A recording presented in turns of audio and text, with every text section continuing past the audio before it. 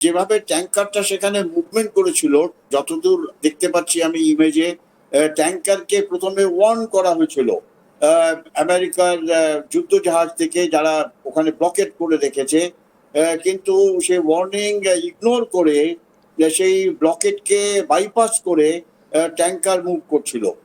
তখন ইউএসএ যুদ্ধ জাহাজ থেকে এদের স্পেশাল হেলিবর্ন অপারেশন বলা হয়, সেখানে মেরিন থাকে যারা এই হেলিবর্ন অপারেশন করতে দক্ষ, তাদের সেই হেলিবর্ন অপারেশন করিয়ে সেই ট্যাঙ্কারের ওপর ফায়ার করা হলো।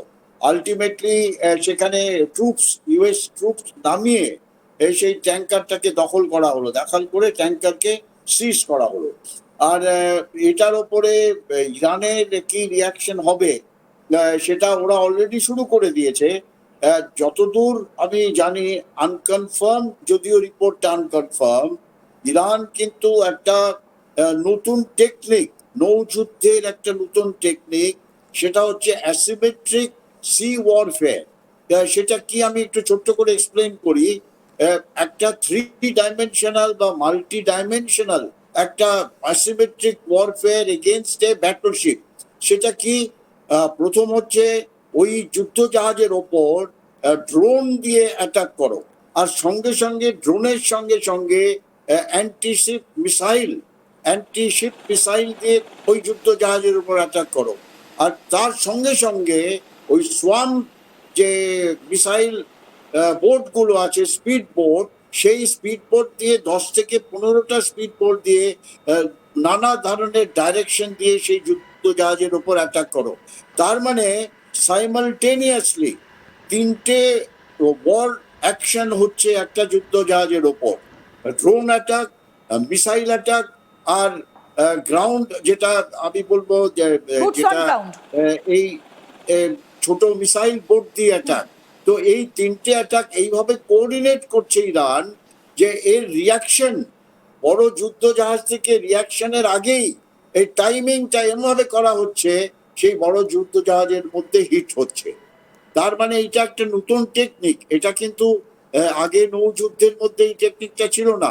মাল্টি ডাইরেকশনাল, মাল্টি ডাইমেনশনাল, মানে আপনি বলছেন অ্যাটাকের ধরনটা চেঞ্জ করছে। স্যার, আমরা একটু ম্যাপের মাধ্যমে যদি পুরো বিষয়টাকে দেখানোর চেষ্টা করি যে ঠিক পরিস্থিতিটা কোন দিকে টার্ন নিচ্ছে, আমরা একটু ম্যাপের মাধ্যমে দেখাবো যে কেন বললাম যে এই মুহূর্তে দাঁড়িয়ে একেবারে রণক্ষেত্র এই ওমান সাগর এবং আরব সাগর, ঠিক এই যে জায়গাটা, অর্থাৎ একদিকে স্ট্রেট অফ হরমুজ, নিচে ওমান সাগর, তারপরে আরব সাগর, এই যে জায়গাটা, এই আরব সাগর এই মুহূর্তে দাঁড়িয়ে কিন্তু রীতিমতো বলা যেতে পারে তপ্ত, উত্তপ্ত। আমি একটু ছোট্ট করে জায়গাটা আগে দেখাই, তারপরে আমি অবশ্যই আলোচনাতে আসব। এই যে দেখুন, এই মুখটা, এটা কোথায় রয়েছে আমরা যদি একটু ভালো করে দেখি তাহলে এই পুরো বিষয়টা কিন্তু একদম স্পষ্ট হয়ে যাবে যে এই জায়গাটা, অর্থাৎ আরব সাগরের এই অংশটা, এ পাশে রয়েছে ওমান সাগর, নিচটাতে এই জায়গাটা হচ্ছে আরব সাগর। অর্থাৎ স্ট্রেট অফ হরমুজকে কেন্দ্র করে এই যে স্ট্রেট অফ হরমুজ একেবারে লাল হয়ে আছে। আশা করি আপনারা দেখতে পাচ্ছেন যে স্ট্রেট অফ হরমুজ এই মুহূর্তে পুরো লাল এইখানটাতে। তারপরে হচ্ছে এই ওমান সাগর এবং তারপরে হচ্ছে এই আরব সাগর। পুরো জায়গাটা এই মুহূর্তে যুদ্ধক্ষেত্র। আপনাদেরকে এবার এই আলোচনাটাতেই আমরা নিয়ে আসব যে এই যে স্ট্রেট অফ হরমুজ বা এই ওমান সাগর বা আরব সাগর, এই জায়গাগুলোতে কি ওয়ার্নিং দেওয়া হচ্ছে? কি পরিস্থিতির সৃষ্টি হয়েছে?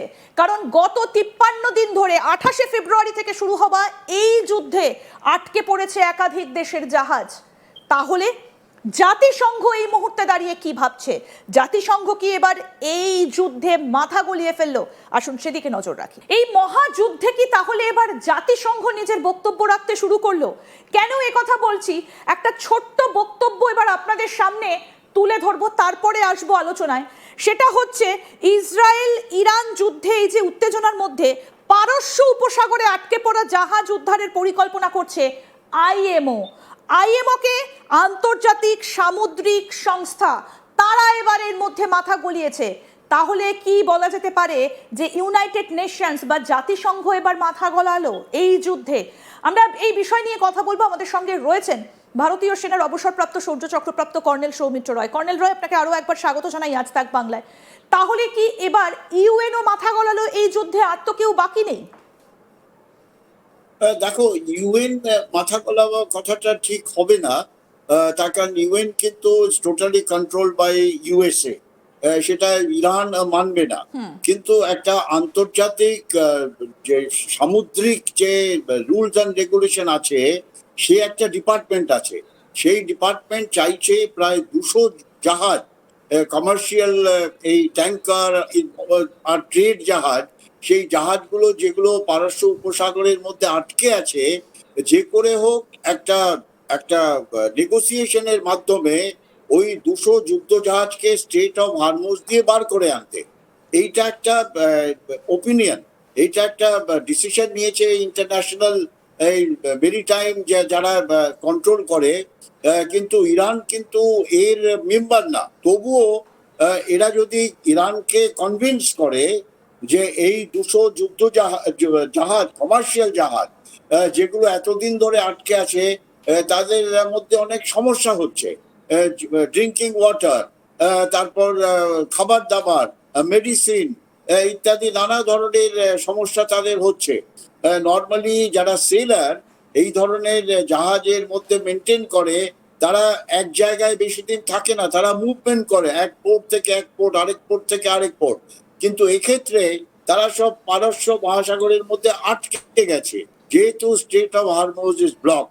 তা এটা ইন্টারন্যাশনাল একটা ব্যাপার এর মধ্যে এলো, কিন্তু এটা কিভাবে প্রোগ্রেস করে আমাদের দেখতে হবে। ইরানকে মানতে হবে, আর ইরান তখনই মানবে যখন ইরান বলবে যে আমেরিকা যে ব্লকেটটা করে রাখলো, সেই ব্লকেটটাকেও আমেরিকাকে সরাতে হবে।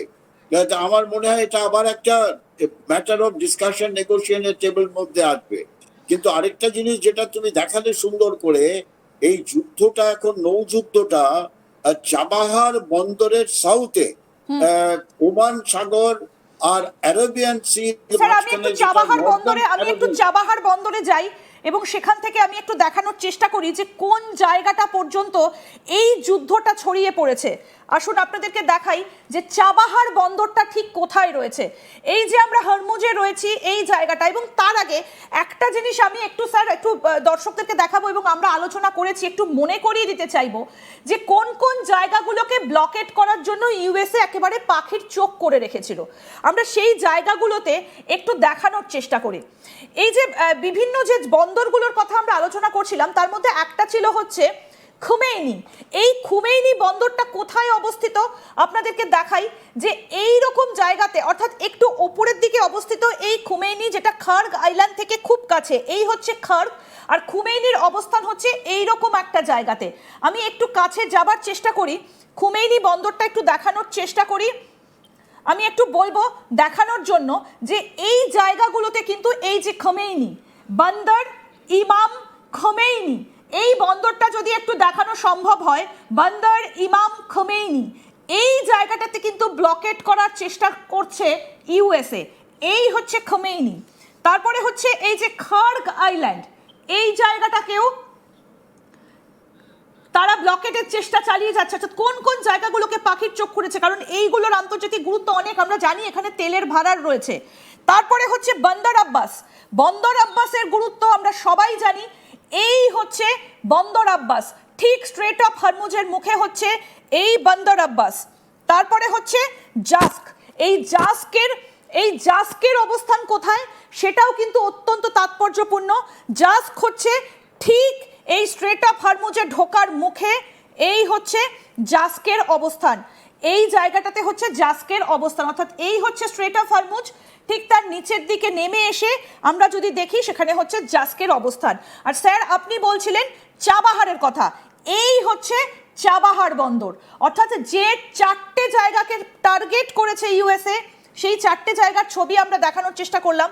এবং তারপরে হচ্ছে এই হচ্ছে চাবাহার, ঠিক গালফ অফ ওমান ঘেঁষে এই হচ্ছে চাবাহার বন্দর, আর এর গুরুত্ব কিন্তু অপরিসীম।